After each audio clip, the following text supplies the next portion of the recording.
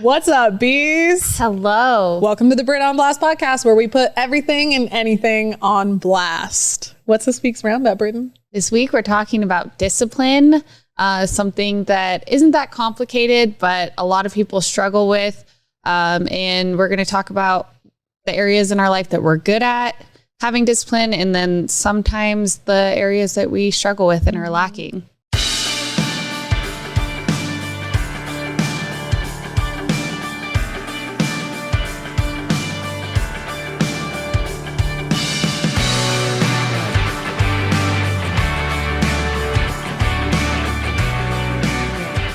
I always like to pick a word. That's like a thing for me that I've noticed I've been doing accidentally. So for like, I would say like a year and a half ago, it was abundance. I feel like that was a really trending one. We made a candle about it. And then I kind of traveled into the consistency lane. And then I was traveling home and was like, discipline hit me square in the face. So we'll talk about that a little bit. I just think that like now that I'm at the point that I'm at in my business and that I do have the consistency and I've had the consistency, it's how do you maintain that consistency? Because I'll tell you what, coming back from my vacation, I was like, let me just take a moment to regroup after spending 7 days with 20 of my family members. Like kind of that mindset of like needed a vacation from my vacation, but really as a business owner, you don't get that opportunity. No. And I feel like there's a level of craving discipline when you come off of a vacation. And that's sometimes why a reset is so important, because you come back and you're ready for that routine, for those habits, and for that discipline to come back into your life, because we do as humans function on a way higher level when we're disciplined and we have those habits. So I totally know what you mean, but sometimes it makes you just grateful for that. Totally. I think too, the other thing was like everybody at the end of the trip was like, oh, we wish we could stay a couple more days. And I was like, not me. Yeah. I got to go home. Like did you come back like, did you find some inspiration or just come back like just ready to work? So many ideas. Yeah. Like I just had so many ideas. And what I realized about myself, and again, we're talking about human design, and we are going to be having Tay Gruey back on the podcast this month. So we'll get more into that. But as a projector, you know, we're supposed to have this like regroup time and this like downtime. But what I have found is sometimes that that downtime to me isn't actually like taking a nap. No. So I realized this week, like last week we were go, go, go, go, go. Maybe this is my learning. I learned a lot last week actually, but I think I was realizing, even though I'm a projector and I'm supposed to need all of this rush, and I do think that that's true, I was very energized because like we were floating through a lagoon on Monday, and on Tuesday we were golfing, and on Wednesday we were scuba diving 35 feet deep. Like so cool. I swam with sharks. I'm terrified of sharks. Accidentally. Like I was like, girl, you're in the ocean. We accidentally swim with sharks. Just depending on how far away they are. Look, we weren't that far off the shore. So I was like, okay, because with scuba diving, I'm like, I'm really into it and I like it. And I like to go, I like the adventure. I like it's a little bit of an adrenaline. But then we got down there and the guy was like, go look in here. And then he like did a shark thing with his hands. And I was like, this is like my biggest fear.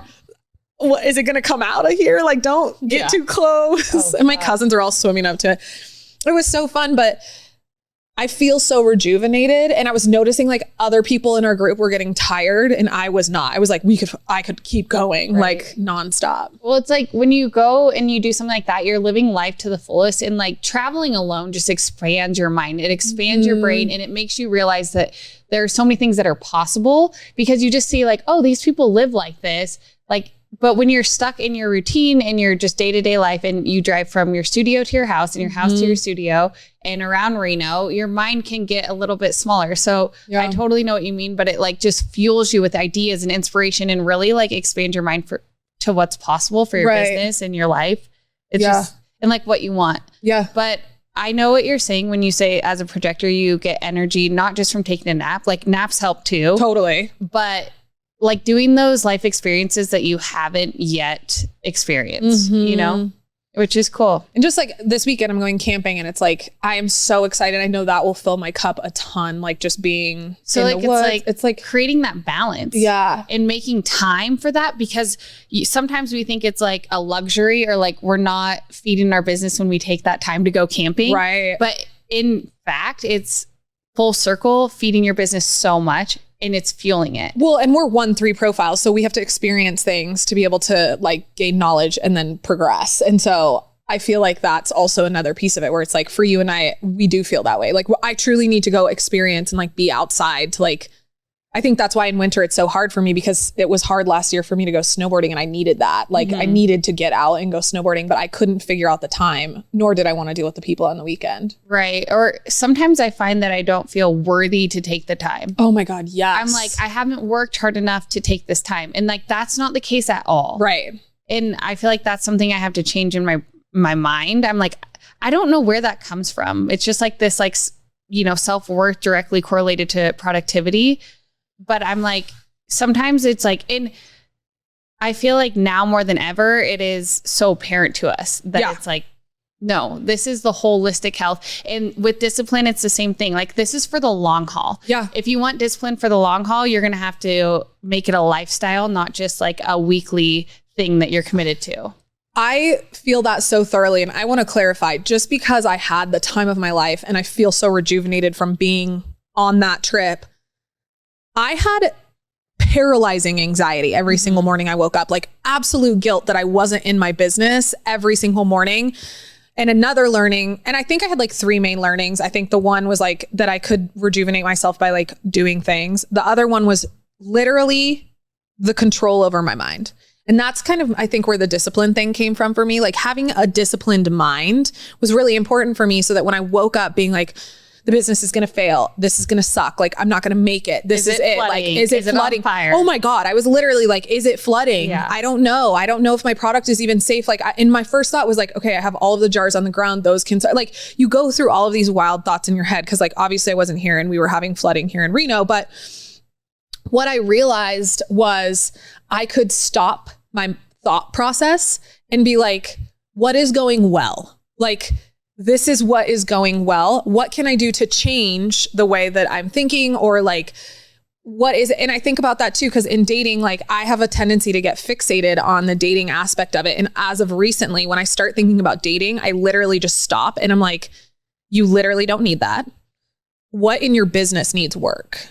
Right. And like, you just redirect yourself. And so that discipline to be able to do that, like recognize that and do that was super powerful last week.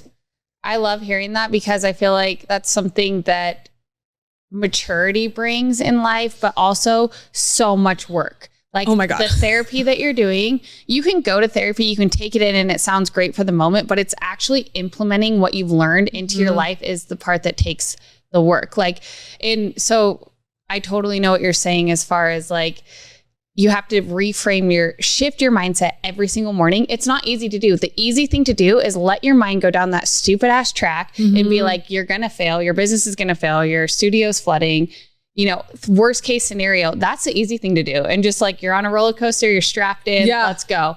And then you have a miserable time on your vacation. Yep. The hard thing to do is stop yourself in your tracks and be like, wait a second, we're not going down this road. I'm going to shift my mindset. I'm going to shift it to gratefulness. What is going right? Where am I? Be present, all of those things. But it takes work. Yeah. And it's something that takes a lot of practice because the first time you do it, you're not good at it. You're like, wait, no. And you keep trying to go back. Right. But I've noticed that I'll be really good and consistent and disciplined for like a few weeks at a time.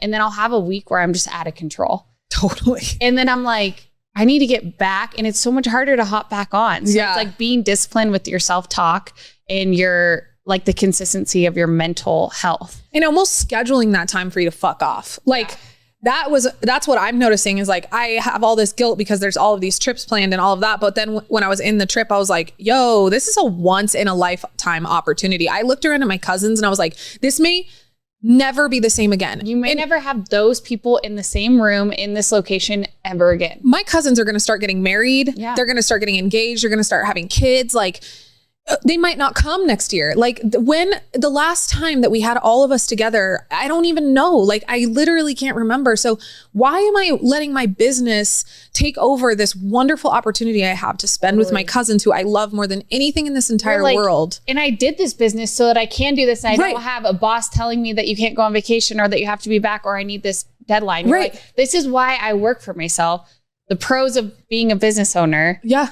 And yet it's taking over. And then to just go back to what we talked about a while ago, which was like when I napped, I got those big sales. I got sales all last week. No, I didn't do anything. I probably had a sale a day and I literally did nothing to produce it because I had Lauren at home posting on our social media, and like I set up my business so that I can do these things, to your point. So why am I guilting myself? Why are you holding yourself as a prisoner to your business when you are physically in the most beautiful place in the world? Yeah. With every single person who's the most important to you. Right. This is what you set yourself up to enjoy. Right. Like that is the dream. We talk about like our dream of being like having freedom, of financial freedom, time freedom, mental freedom.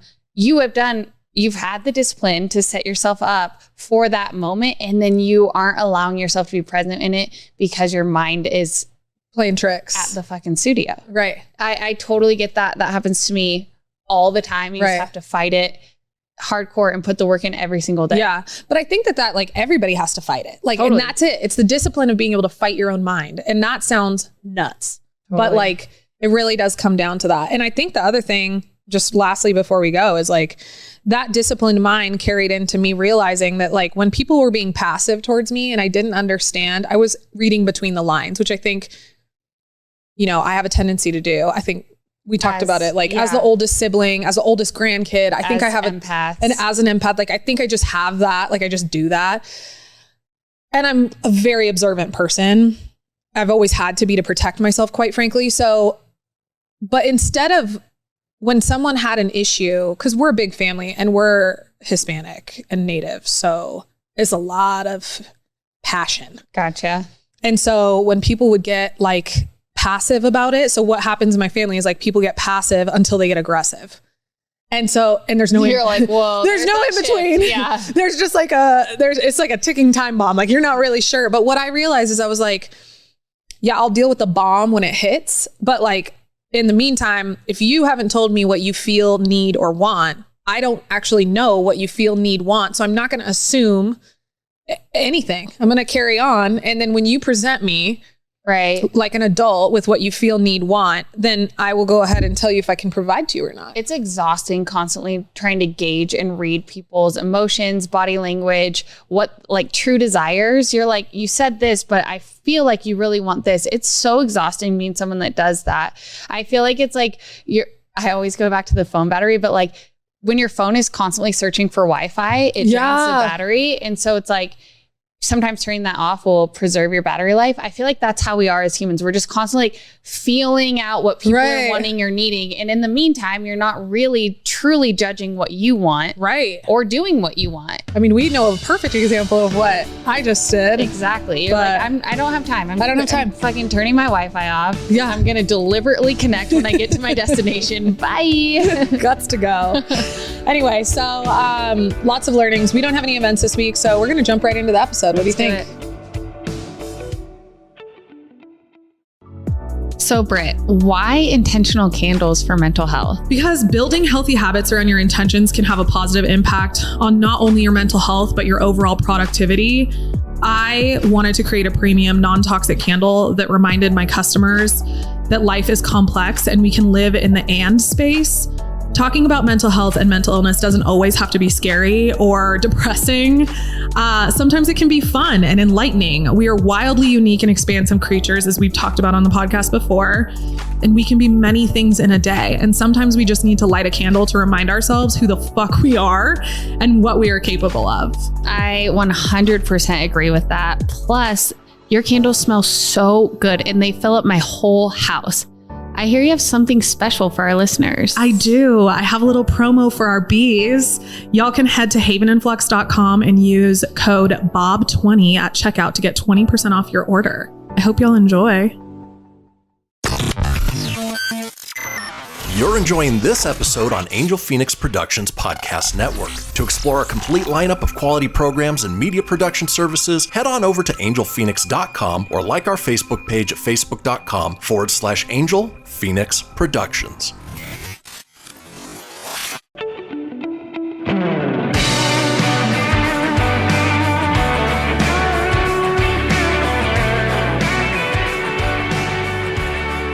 It's really not that complicated, but so many people struggle with discipline in their lives. And in reality, we all struggle in some area. No one is disciplined all the time in every area of their life across the board. But it's so important to create discipline in order to achieve success and to reach your goals, especially your long-term goals. It's easy to be disciplined for a week, but it's like that lifestyle that we always talk about. Right. I think, and we'll get into this a little bit more later, but it's also important to make sure that you understand that your goals aren't necessarily always going to be get the master's degree. Yeah. Sometimes your goal should be longer term than that, of like, what do you want to leave behind in this world? What is the impact? What legacy? What is the legacy, I think, is the goal, and the lifestyle that you want to live is more important, because if I've learned anything in life, I thought I was going to work for that jewelry company for the rest of my life. I gladly would have done so. Yeah. And now I own my own business. And if you would have told me that I was going to own a candle business, I would have told you were insane. Right. And so I think that's important, that all of the details that get you to where you want to go are sometimes not going to be consistent. I feel like sometimes having a goal out in front of you, like achieving a master's degree or finishing school or something like that, it's like a luxury, because you don't really have to think about anything else. You kind of have this like freedom to just stay on that one track and just push forward towards that. Like, that's the easiest. When you don't know where your life is going and your goals are as vague as, and like, we can talk about short-term and long, maybe goal setting is something we should talk about. But when they're vague, like, how do you want your legacy to be? It gets complicated. Yeah. And it's emotional, and it's hard to figure out day-to-day disciplines from that big goal. It's so interesting because, this was a conversation I had with my cousins, and they're all younger than me significantly. And one of them is 18. He just graduated. He's about to go to college. His mom can get him a free ride to USC because she works for the college. Mm-hmm. The rest of my cousins are all like got masters, are accountants, like did the whole, one went to USC, one went to Purdue. Like, they're all very like scholarly people. And I think that that's like that is the standard path that's like expected in society. And I obviously struggled with that. And my cousin Isaiah is like a lot like me. And so I was looking at him and thinking to myself, this kid is not going to succeed in school. And I knew that because of when we went scuba diving, I was realizing that like he really didn't have the discipline or like the focus to learn the way that this guy was teaching us. He needed, and so I turned to him and I was like, are you a tactile learner? And he's like, I don't know what that means. And I was like, it means that like, let me help you out. Yes, you are. Yeah. I'm like, so that's a yes. Yeah. And I wish somebody would have told me that about myself at your age. I said, it means that you learn by doing or touching. And he's like, yeah, absolutely. Like, I have to do it in order to understand it. When we went under the water to actually do like what we had learned above water and just been told, he was better than everybody else. But the above water stuff, he couldn't listen. He couldn't even focus. I mean, honestly, he was like off swimming behind us. So then we went to dinner that night and we're all drinking, having a good time. And my cousin, who has a master's degree in like space science engineer, like the man is like, he's literally brilliant. He said a couple things, but he was like, it's important that he like goes to school. Brittany, if you had just gotten a degree, like, or a master's, then your path would have been a lot easier for your business. And I was like, I didn't fight him, but I was literally like, I want to be clear that no amount of education or experience could have prepared me for the shit that I go through on a day-to-day basis. Like, and I told my mom that, and she was laughing. She's like, so what would that have prepared you for having your jars stuck in a port because of a pandemic? Or like, what part of that would have prepared you? I cannot agree with you more on that. So I think that like, but he, these people who have not experienced, what I ended up telling Isaiah is I said, Isaiah, you need to figure out what you want your life to look like. The next step doesn't matter. Figure out what you want your life to look like. And then build your life around that. If you want, the man is going to want freedom. He's going to want to go surfing. He's going to want to scuba dive. He's going to want to adventure. He's an adrenaline junkie. Figure out how to build your life around those things. You're like a therapist for him. I totally hear you when you say that, because the people who, and there's nothing against them. No. Some people thrive in this, but the people who know what they want to do, they go to school, they get their degree in, whether it be finance or accounting, or they become lawyers, right? that has been their goal. They've stayed on that same track, and the next step has always been so clear to them, and they know how to get there by doing the work and staying disciplined and getting there. The problem with that is they've never sat alone in their thoughts long enough to see how their life would really look. And they think that they want their life to look like, I want to be this attorney that makes all this money and has this nice house. When they get into the job and they start doing it, they're miserable. Yep. And so sometimes people who figure this out earlier, like your cousin, with a little help from you, right, they have to face this of like, who do I want to be? And they don't have these like midlife crises that we see all the time. Right. And I feel like it's the harder thing to do. It's the harder thing to do is step out and start a bit. The easy thing to do would be go get your master's degree. That would have been a lot easier for you. Hell of a lot easier. And I know that because I freaking stayed on that track for a long time and then I was miserable. Right. And I don't use my master's degree whatsoever. And it's a big fat joke. I want to be clear. I told the kid, go to 4 years of college, get your degree as quickly as you can, and then move on with your life. If you don't need, and then by the end of the conversation, he was a little buzzed up. He was like, we were in Mexico, to clarify. He's like crying. It was like the first time that he was able to drink like legally. So he was like having the time of his life. But I was like, go get your degree. You need it for clout. Like I didn't have a lot of the opportunity. I wouldn't have had the opportunities had I not had that college degree. Right. But I didn't need to go get a master's. I realized that I wanted to make a lot of money so that I could do whatever the hell I wanted. And I knew that I could do that through sales. I think that sometimes people think that they have to have this, experience or this credibility to start doing something that they want to do. Just start. You'll figure it out from there. Yeah. I mean, look at the different businesses that we had. You went to FITM. You have all this experience in retail and merchandising and fashion. I don't.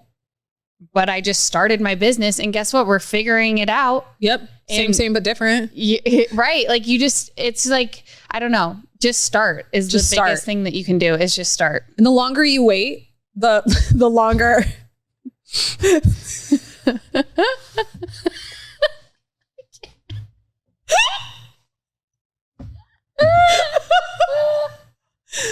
I feel like this is a moment where we should tell this.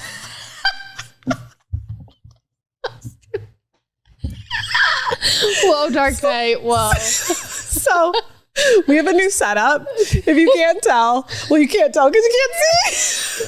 But can you hear the new setup? We can't see Christian, you guys. Oh my so God. we literally just have to we had to do a new setup and we thought that this idea would work where he waves the notes up around on the screen, but it just made us laugh our asses off. Okay, we're in segment 3. We haven't even said the definitions. Should we do that? Yeah, let's get started on the definition. See a blooper, send a blooper. Okay, getting into discipline. So discipline is really a depressing definition, so buckle up. The practice of training people to obey rules or a code of behavior using punishment to correct disobedience. So obviously, I don't like to obey rules, so discipline alone for me is really not a helpful thing. But I do feel like I owe it to my younger self to be the woman that I wanted in life, the woman that I needed in my life. I do feel like I owe it to myself to try to give myself the life that I don't know how to explain it, but so mine is always what I do is because of I'm trying to be that better person for myself. And when I started to internalize my own discipline, obeying the rules didn't seem society wants me to do this, or I need to be disciplined because society thinks this, or there was no external, it was internal. It was I owe it to myself to be disciplined so that I can be successful, so I can be the woman that I dreamed of being when I was a kid. Does that make sense? No, 100%. And I also feel part of this definition saying using punishment or correct disobedience, I feel like it's consequences. Yeah. So self-discipline for me comes from sheer consequences of not being disciplined. 1000%. And like you're saying, once you internalize that and you do it for yourself, not because someone outside, is telling you to do it. No one's going to wake you up in the morning and tell you to get out of bed. Right. It has to come from within you, but the consequences for me are what keep me going and what motivate me and keep me on that track. So that is definitely where I feel strongly, and we definitely agree on this. And I think this is a big part of having a business, but it applies to everybody. So, you know, and I saw this reel recently, and the guy on the reel says, each morning you wake up with two things, a chance and a choice. And I've said my whole life, because I learned at a very young age, that we all get choices, and everything we do or are presented with typically provides us 1 to 3 choices minimum.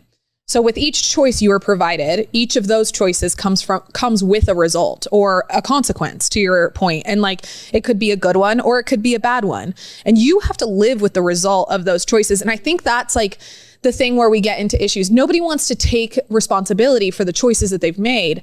Well, you made that choice. Whether you thought it was going to end up like this or not, you have to say, I did this thing. Starting a business was a risk. I knew it was a risk. I took that choice anyway, because the reward outweighed the risk, in my opinion.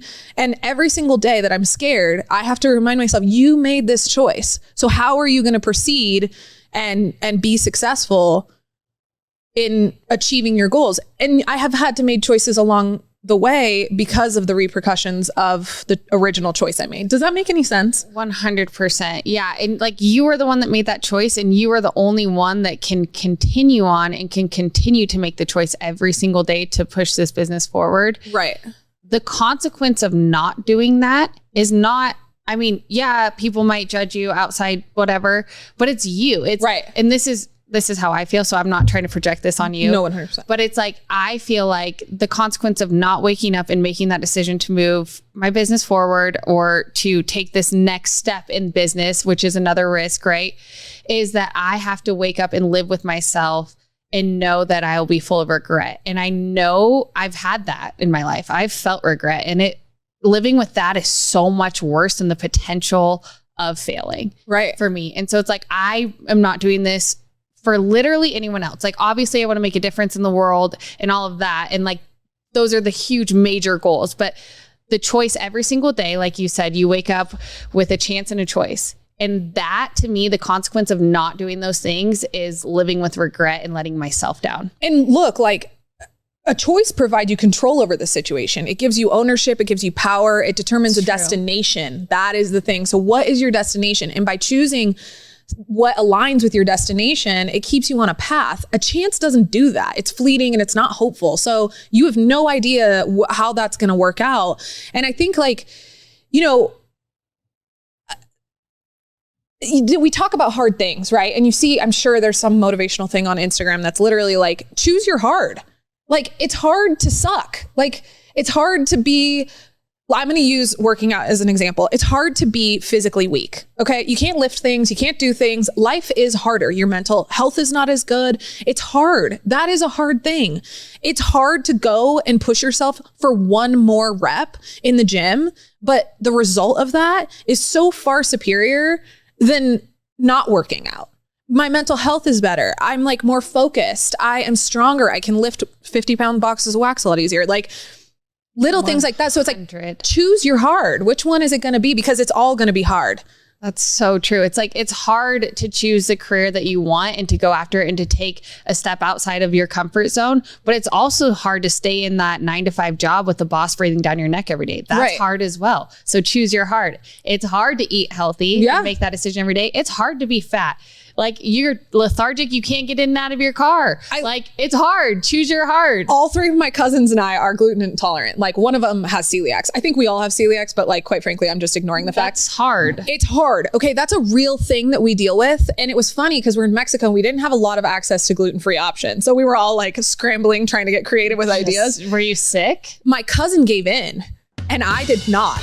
And I was like, I am not going to give in to any gluten, because I know that, like, on top of drinking alcohol, that will destroy me the next day. Like, I chose that I wanted alcohol instead of gluten. And like, that was it. So like, choose your hard.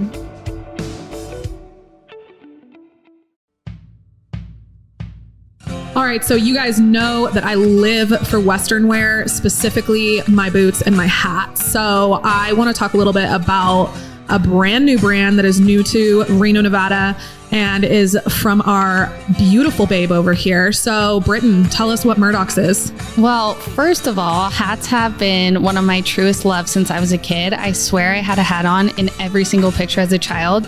And then they quickly became a BLFT signature. We couldn't find the hat that was just perfect. And so we decided to design our own. Murdock's is a family brand that started in the great state of Nevada in the 1950s. My great-grandparents started Murdock's Western wear. Fast forward 60 years, the Murdock sisters recreate this homegrown brand by curating a hat line that embodies the spirit of Nevada. We were raised in this amazing state, and we watched a Nevadan's ability to put in a hard day's work on the ranch, followed by a hard night's play at the casinos. We pulled inspiration from the everyday beauty around us, the sunsets, Lake Tahoe, the mountains, and the forests. I'm not gonna lie, I have full body chills right now because you hit so many nails on the head just now. Like, there's nothing that screams Reno, Nevada more than family and community and a little bit of Western. So the fact that you put all of our favorite things together and then you made it all about like bringing back the roots of your family brings me so much joy. Y'all need to check out Murdock's hats. Where do you find them? Murdock'sHatsAndApparel.com. We love it. Go shop, y'all.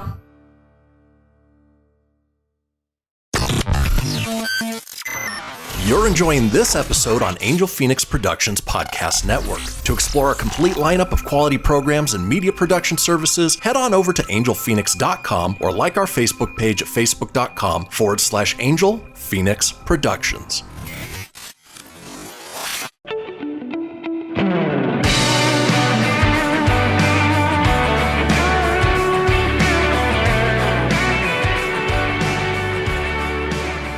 That makes so much sense to me. I feel like as adults, we think that we have it all figured out and the same rules apply to us as they do for children. Mm-hmm. So like, and I think that we can all think of the people in our lives that simply don't discipline their children. Right. But kids need discipline.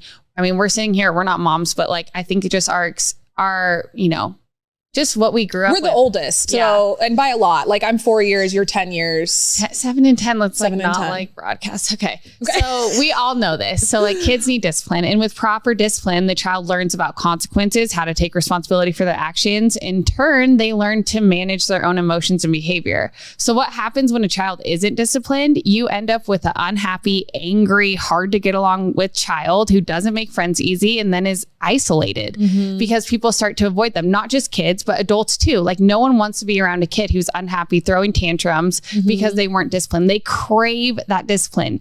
Children do, and so do adults. So this carries over to us. Like we are the ones that have to make the decisions for us. No one is like I said earlier, no one's going to stand over you and say, wake up, go to the gym. Right. But it's the responsibility of oneself to create the discipline. So the consequences of failing to create that discipline in your life are the exact same as a child. You become unhappy, angry.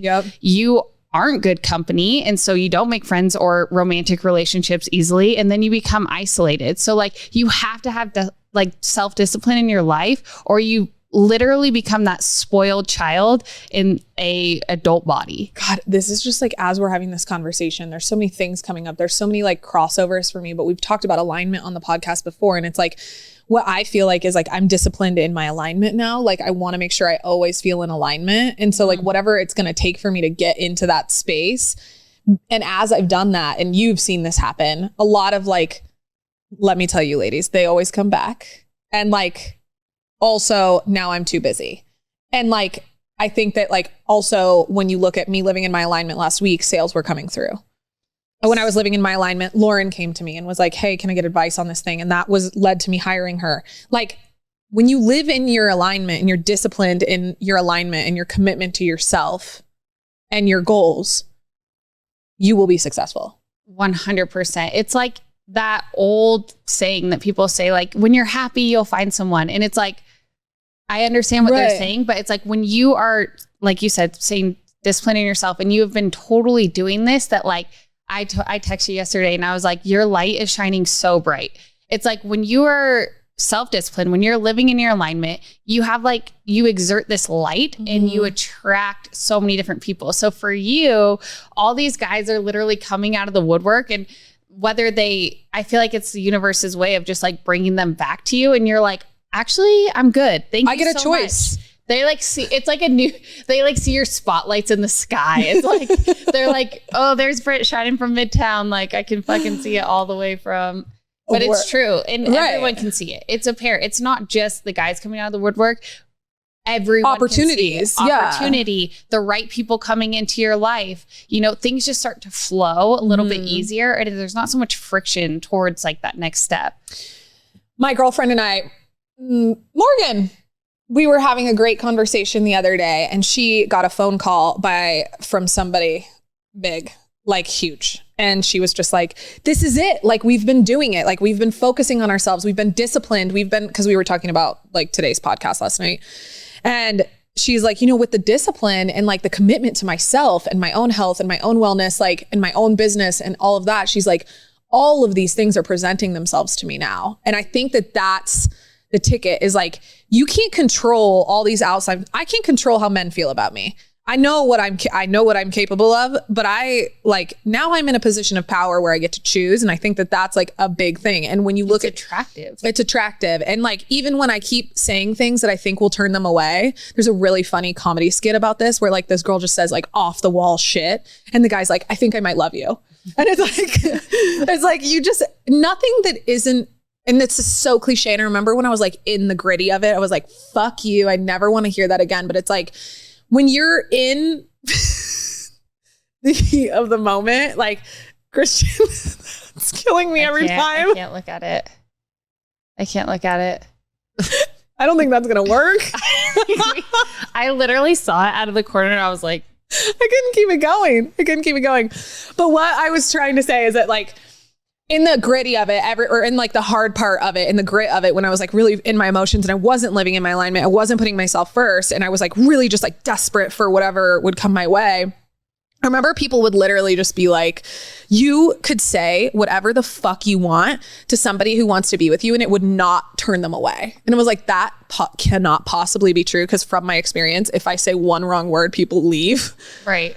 But that's not true. Like, and how liberating is that? Is like, all you have to do is be yourself. You can say anything totally, completely off the wall. And that person is still going to make the choice to be with you. Yeah. And I totally know what you're saying as far as like, I don't know.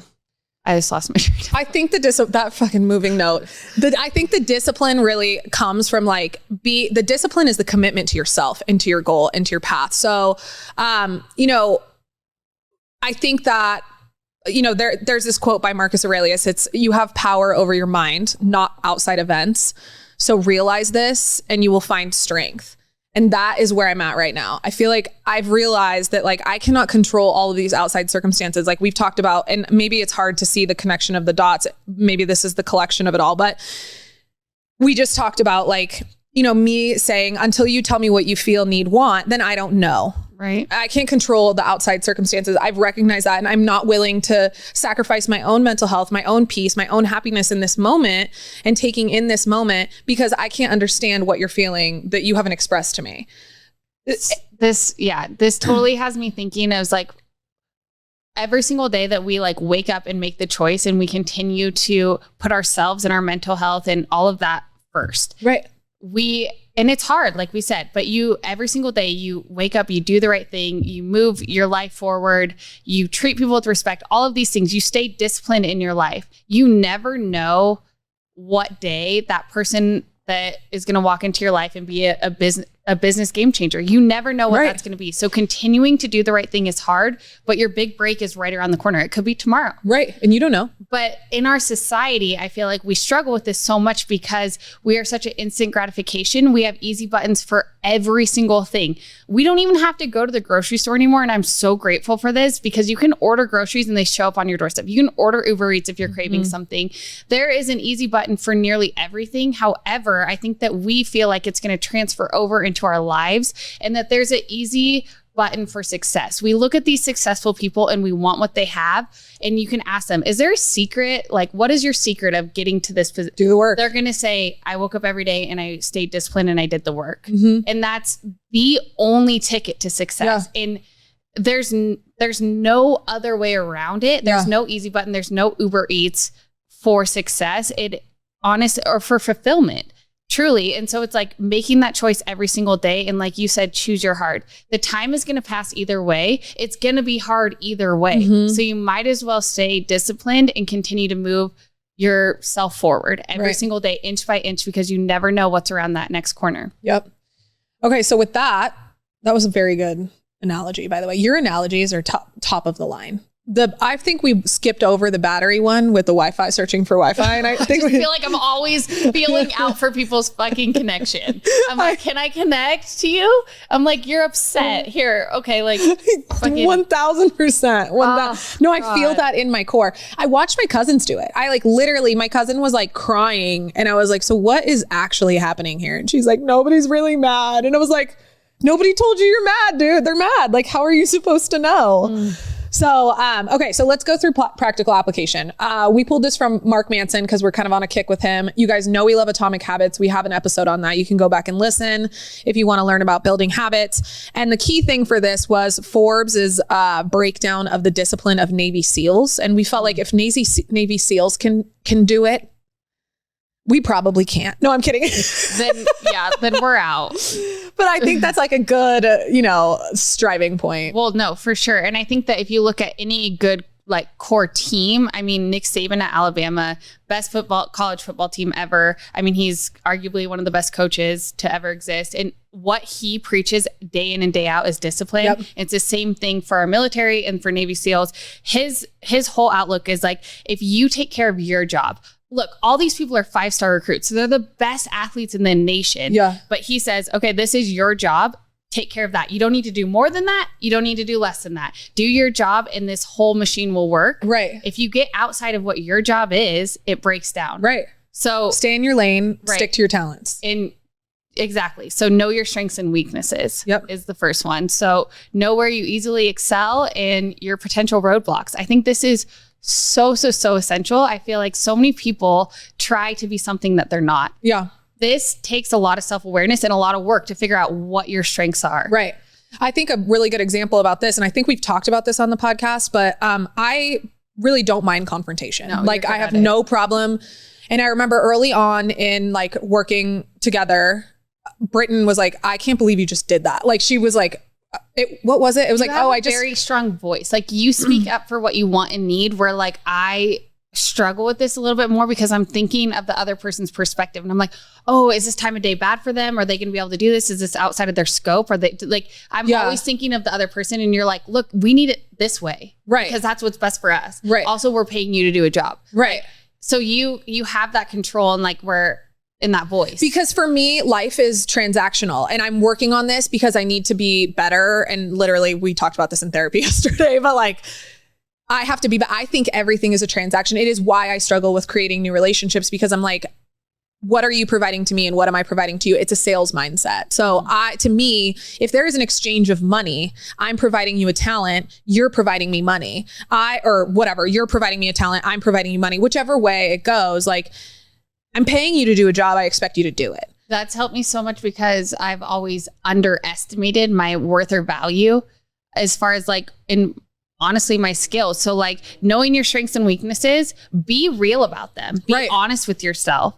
Like I would always underestimate what I'm good at. It's like I'm bad. I know what I'm bad at and I highlight that all the fucking time. I'm so insecure about that. But like I need to know what I'm good at and just like I had to really reinforce that. Once I did, my confidence level went way up. It's like I'm aware of my weaknesses, make fun of them. I'll make fun of them with you. Right. But this is what I'm fucking good at. I will also say that it might look like I can handle the confrontation or I might have a strong voice, but I have that strong voice because I do know my strengths. I know that I'm a really strong leader and I know that I have really strong branding. So I lean into the areas of like, if I see a hole in branding or if I see a hole in leadership, I know that I'm capable of stepping into that role and that like I am building like my weakness. I'm carrying my weakness. I don't love confrontation. I'll be honest. I don't like having to like discipline people or like, I don't like to be disciplined. Like the concept is not fun for me, but I wouldn't say confrontation. I just would say like you are an advocate for your needs and what, other people's as well. Right. You will take that role as like spokesperson. Oh, I'm a protector. Yeah. And I even look at like my relationship with my teams in the past and now even with Lauren, it's like I provide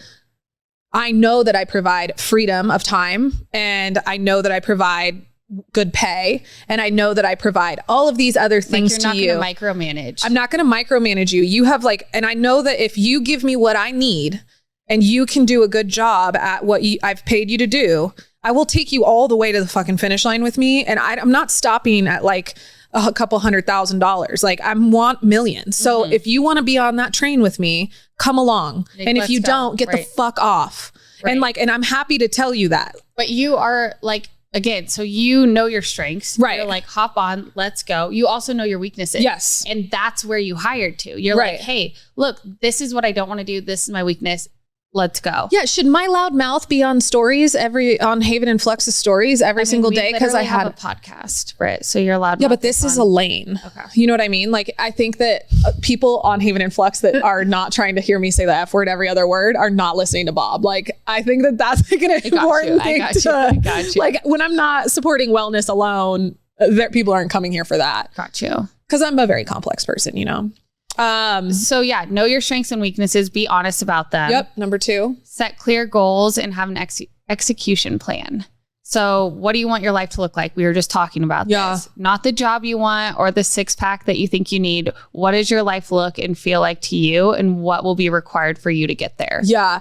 I think that the big thing is, and as projectors, our path to alignment, how we know we're in alignment, is success, right? So for us, it's what does success look like for us? That's and we're both not, and I want to talk about manifestation with Take Rui, so we'll have to have that conversation off air, but I can't manifest literal. I'm a non-specific manifester, which basically means that I can't say I want to be in Vogue. That's just not going to happen for me. I have to know what the feeling is. So for me, it makes more sense to say long term, this is what I want my life to feel like. And this is what I want it to be like. I really want it to be cozy in a lot of ways, financially, literally. Right. And so I think that, and then set your short-term goals along the path of what you want to do. And what do you want to give back to? Again, your goal doesn't have to be I'm going to be the head salesperson at whatever the hell thing. Because when you get there, then what? Right. It could literally be I want to help people. And that's the difference between me and everybody, other salespeople. And we have this conversation often, but my goal was always to help my customers. Mm-hmm. I wanted them to have a strong bottom line. And I understood the importance of that. And so I did whatever I could in order to make sure they could do that. By doing that and helping the customer, they then kept coming back for sales. So we were both winning. Right. I will immediately pull myself from a retailer that does not sell my products. And the reason I do that is because you're holding up my inventory. I don't appreciate that. You're not selling it. So you're sitting on inventory and it's hurting your bottom line. So who is that helping? Literally nobody. It looks like my shit doesn't sell. That doesn't help me from a marketing perspective. Exactly. That hurts me. So right. I think that it can be something as specific as that, but it also can be what does success look like to you? For me, success is being able to help as many people around me, especially my closest people to me, and also on a larger scale. So how do I do that? Well, being successful in my business will then allow me to then give back in the ways that I want to. Yep. And to bring all these people up with me and provide them a life that maybe they didn't know that they could have, and comfort and success that they didn't know that they could have. Yeah. So that's my ultimate goal. Now, obviously it comes through in a different type of way as far as the specific business, but I think that goes back to the life pillars we talked about in the last podcast. Is you set your life pillars and then you figure out what fucks you're going to give per day. So what are those, and how can you prioritize your tasks and plans to align with your desired life? Britton, tell us what BLFT is all about, because it's my favorite place to shop. The Biggest Little Fashion Truck is a family-owned and operated boutique on wheels. We got started 5 years ago because I had this deep desire to make women feel more confident. And I found out that one of the many ways you can enhance your confidence was through clothing. Hence our why, confidence through clothing. We love some confidence in our lives. We pride ourselves in bringing back that old school expertise in customer service by providing an experience, whether it be at our pop-up events around town. We love the pop-up events. I'm at those with her all the time and they are fire. Or we have a storefront, the Babe Cave, We just want each and every babe to feel better and be ready to be seen after shopping with us. Shop us online at the Babe Cave or our pop-up events at local businesses around town. We can't wait to see you. And a little something special we have for you. Use promo code BOB20 for 20% off your purchase online. Hell yeah, I'm gonna be shopping today. You're enjoying this episode on Angel Phoenix Productions Podcast Network. To explore a complete lineup of quality programs and media production services, head on over to angelphoenix.com or like our Facebook page at facebook.com/Angel Phoenix Productions.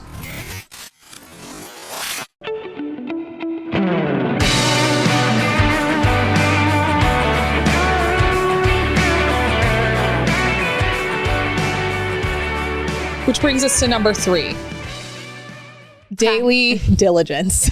Like practice it. So self-discipline is a learned behavior.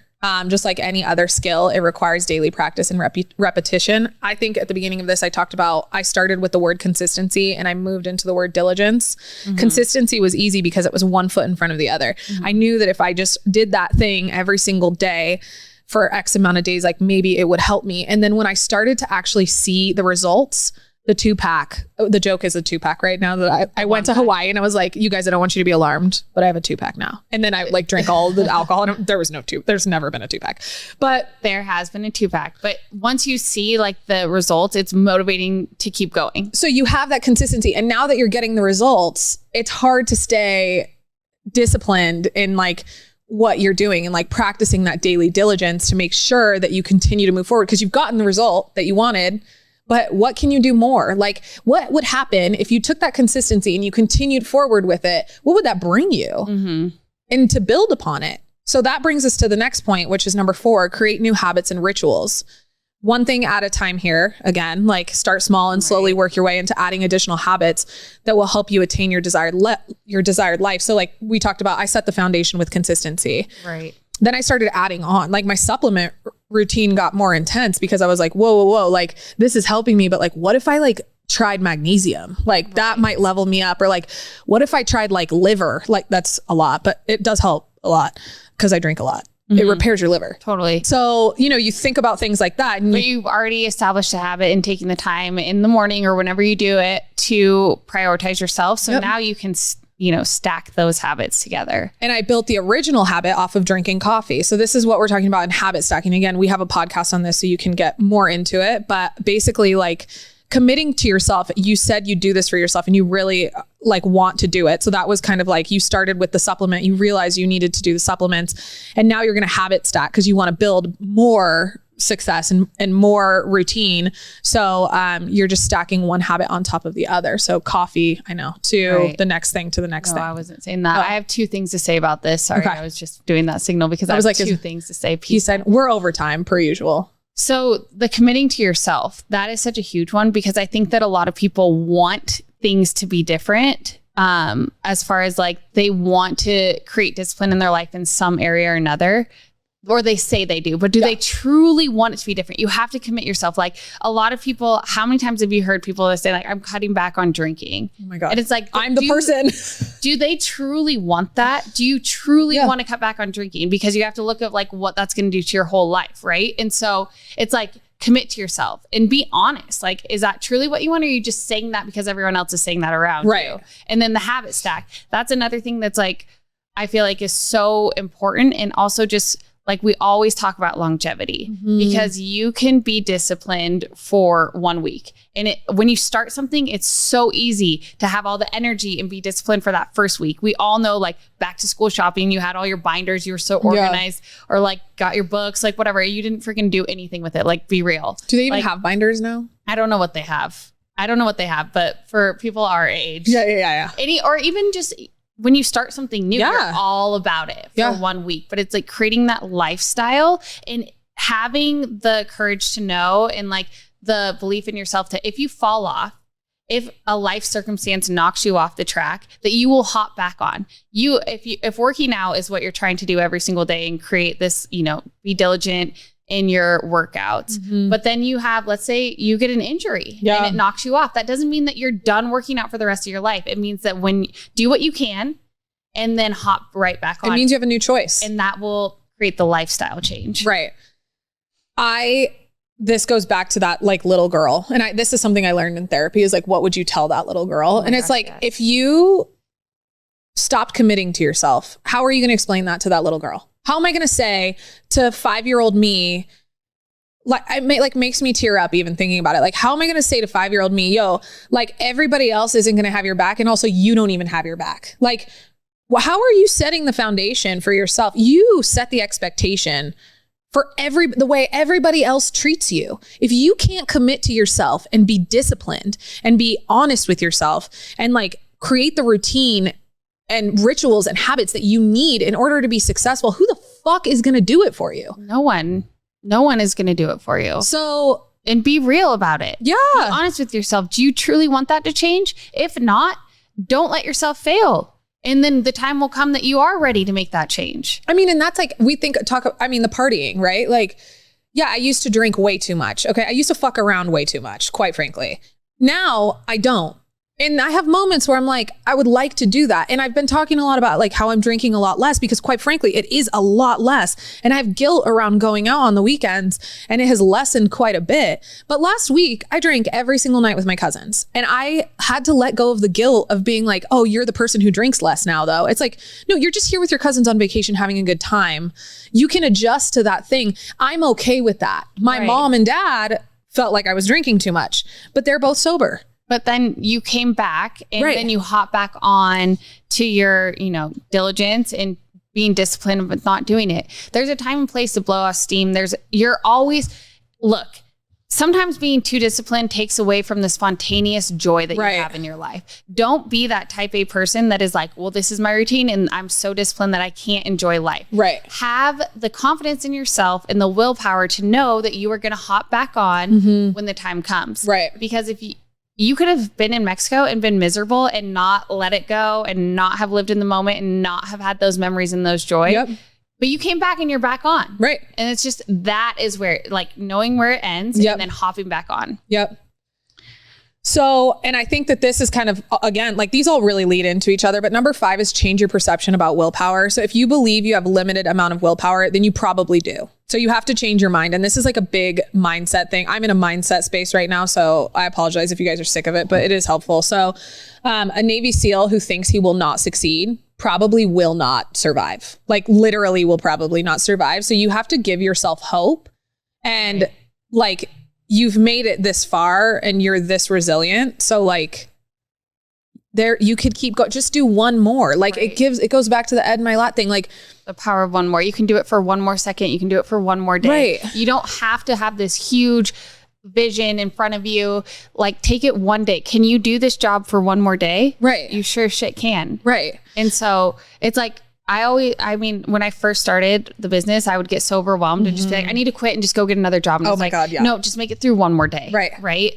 So yeah. And I love this part about the Navy SEAL because, if they think that they're not going to succeed, not only are they not going to succeed, but they're probably going to lose their life. Yeah. And so it's like, and do you know that 85% of people who try out to be a Navy SEAL fail? I did not know that. 85. That's crazy. It's insane. And so they know that going into it. They're like, 85 of us aren't going to be here, but every single one of them thinks it's going to be them that's making it through, which is so cool. So it's like having that willpower, betting on yourself and having the confidence that even if you do get off track, you are resilient enough to get back on. Exactly. Number 6 is give yourself a backup plan. So I love this. And this actually aligned with something else I saw from Huberman, who is like a scientist and stuff, has a podcast, should listen to it. I'm forgetting a lot of details because I just got really hungry. But psychologists use a technique to boost willpower called implementation intention. And that's when you give yourself a plan to deal with a potentially difficult situation that you'll likely face. So this isn't like a backup plan that assumes you will fail at plan A. This isn't like plan B. This is like the perfect example that I saw was Michael Phelps that year that I think he won 7 or 8 medals. That last race that he did was like a standard race for him that he was like always successful. He always won that race. Like it was his strongest race. And let's say I don't remember the number of it, but let's say for this purpose, it was 100 yards. What he practiced was his goggles flooding. And he practiced that over and over and over again and knew the number of strokes it took to get from one end of the pool to the next and how to feel to stay in his lane. And I think that is the plan B, or like the failure that you're looking at. Like, what are the circumstances that could potentially go wrong and how are you going to handle them? Because Michael Phelps trained for that, he was able to win that last award and that last medal, because in his last race, he jumped into the pool and his goggles flooded and he couldn't see, but he knew how many strokes it took to get to finish the race and to win. And so he did exactly that. And it didn't slip him up. It didn't change his performance.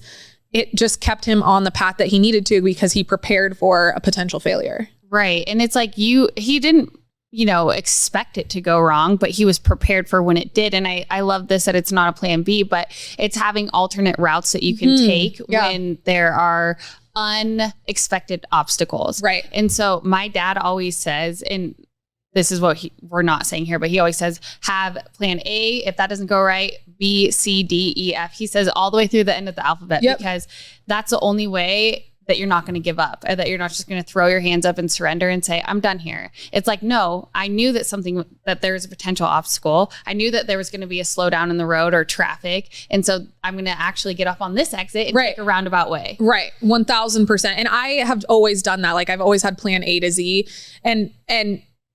but the plan A to Z wasn't that like I'm giving up on plan A. It was just like an alternate route, to your point. And I think that's like being prepared makes you more confident. Like, your worst case scenario is all of a sudden not such worst case. You're like, I can handle that. Right. Yeah. And the 7th is find your trusted team. I think that this is a perfect example of leveling yourself up. I feel like I have felt this by having Britton, Morgan, a lot of the people, Tiffany, a lot of the people we've had on this podcast, Nat Mills, who I just realized I owe a text message. Like all of my girlfriends who are in business, who when things are going sideways, they tell me when I'm wrong. Like, they tell me, here, this is how you could adjust, or like, yeah, that sucks that happened. You've been there. Here's what I did. Or like, here's another option for you. You need people in your life who tell you no, who tell you that you're wrong, and who do it in a way that is not hurtful to you. Right. And people that you respect, because I will tell you, I've had people who've told me no, who I don't respect. And I'm like, you can absolutely go fuck yourself. Right. And it's not that they're like criticizing you and you're not taking it personally. You're like, hey, thanks. Like, that's going to help me get there faster. And I like how you have here, the elite performers always know what they're doing right while concentrating on what they're doing wrong. I feel this so hard. Like, for me, it's like what I'm doing right, that's a given. Yeah. Like, I'm going to keep doing that. It's like I'm always focused on what we're doing wrong so that we can make it a right. Right. And then put it in fast and because keep going. Wrongs are your growth. Like, that's an opportunity for growth. Wrongs are opportunity. They're lessons. Like, let's figure them out. You've already built a system around the success. Like, we don't need to worry about that. That's like behind us. Right. So there was a lot of hand motions for this mic being here. The last one is number 8, and that is forgive yourself and move forward. Like, poor Christian is going to forgive us for going so far overtime right now. It's hard to do. Forgiving yourself is really hard. And even with all our best intentions and laid plans, we sometimes fall short. Each failure is a lesson. We always talk about that. So I mean, I feel like I really struggle with this. I'm super hard on myself, and it just hinders your success because you sit in this failure and you like are just so hard on yourself that you're not moving forward in your mind. That time is essentially wasted. Yeah. I think we can look to like high performance athletes and even like actresses like J-Lo. In something like this, because it's so clear, cut and dry for them. But it's like J-Lo didn't give up when she didn't get recognized for her countless life-changing, wildly impactful movies. Like she made like very powerful movies, and she's never really been recognized for them. She didn't even get like her own stage on a halftime show, and she's one of the most like, she's a global pop star. Like she's fucking incredible. She didn't even get her own stage for the Super Bowl. Like, that didn't stop her. No. She just kept creating more powerful content. She was like, oh, you're not going to let me have my own stage for halftime show? Like, I'm going to actually make a documentary about what you did called Halftime and call your ass out on it. And like, here's another powerful thing on things I've learned in my experiences that I've had. I'm putting everything on blast and now I'm going to move forward and do the next thing. So she leaned into her team and herself, and she kept her eyes on the prize. And that's what I appreciate about her. I know. I love that. And just she wasn't perfect in their failures. And I feel like almost being so aware that you know that you're going to fail, like not having this like ego complex to think that everything is going to be successful. Like you are going to fail, and you have to have a short memory as far as those, like learn from them and move on. Like I had to learn this in softball because I used to like get so down, but like statistically you fail 7 out of 10 times. Just look at the screen. The screen note currently says, "We'll never forgive you." Jesus God, Christian. Okay, right, let's do our closing thoughts. We're going to wrap this up now that it's highlighted. So I think like the overall thing here is that there's a lot of aspects to discipline. I think be easy on yourself. Make sure that when you fall off the wagon, you get back on, take it one step at a time. I mean, obviously I'm like rounding these up, but I feel like we've talked about a lot of different things here. Your path is going to be different than everybody else's. So stop looking at everybody else's path. Totally. Change your perception about willpower. Find your trusted team that you can lean on, and then forgive yourself and move forward. Yep. All right. Well, I feel like this was jam-packed with information. I hope you guys had a wonderful time here, and we are going to leave you with all of that. So follow along Britt on Blast and find us on BLFT Reno, Haven and Flux, and Murdock Hats and Apparel wherever you are on social media. If you guys like the show, we would love if you would share it with somebody. Let them know like, hey, this might help you. Maybe it won't help anybody. We feel like it might help somebody. Subscribe, review Britt on Blast wherever you're listening. We love y'all. Thank you for letting us do this. Honestly, it's just, we're shocked every time we get the numbers. So thank you. I mean, we have people that listen to us. Like thousands of people are listening. It shocks me because I'm just used to, I'm planning for failure. Same. So it's amazing. We've been disciplined though. We have been. Every week. We have been disciplined with this, and we have been consistent, and we show up, and we have improved. We're giving it our all, y'all, and we hope that you enjoy. And thank you so much. Thank you. Cheers, y'all.